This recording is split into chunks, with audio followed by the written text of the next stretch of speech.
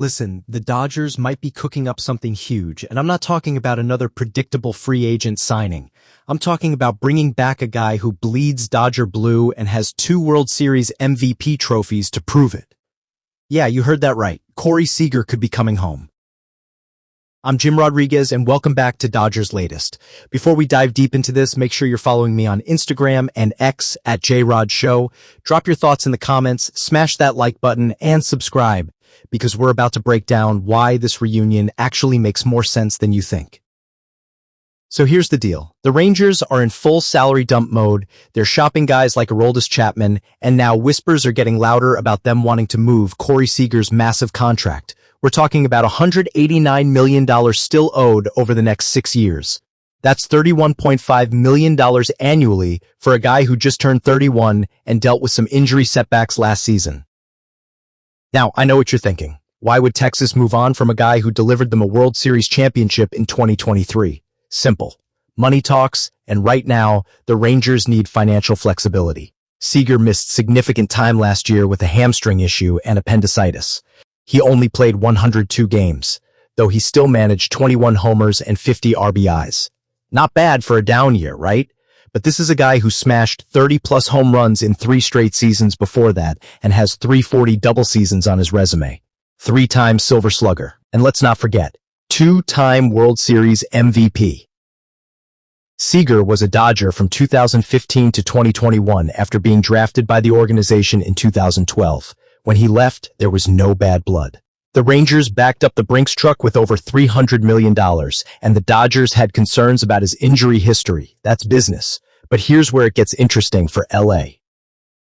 Think about the financial angle.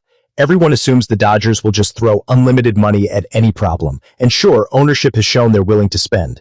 But if they're hesitant to drop $400 million on Kyle Tucker, and Murakawa from Japan is going to cost somewhere between $300 and $400 million, why not grab Seager for 6 years at $189 million?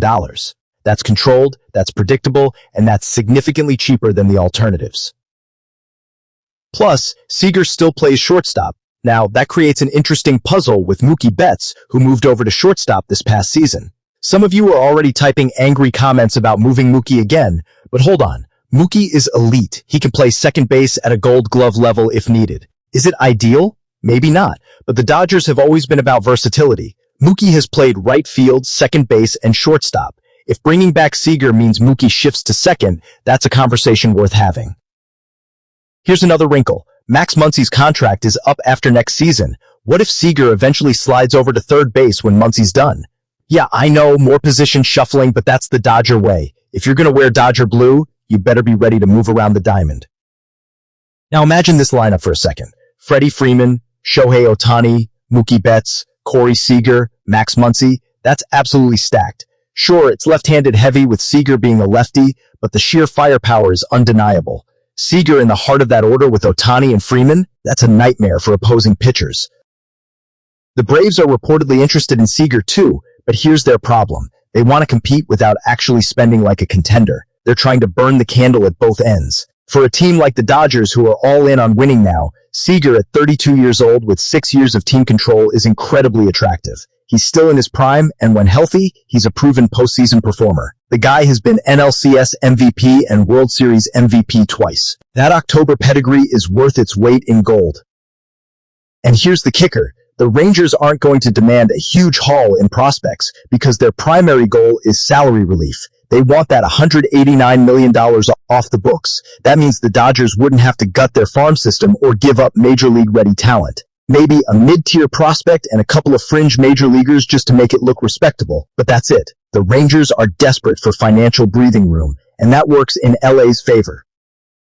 Can you imagine if the Dodgers somehow pulled off Cody Bellinger and Corey Seager? It'd be like 2020 all over again, except this time they're adding to an already loaded roster. Freddie Freeman, Mookie Betts, Corey Seager, and Max Muncy in the infield? That's video game stuff.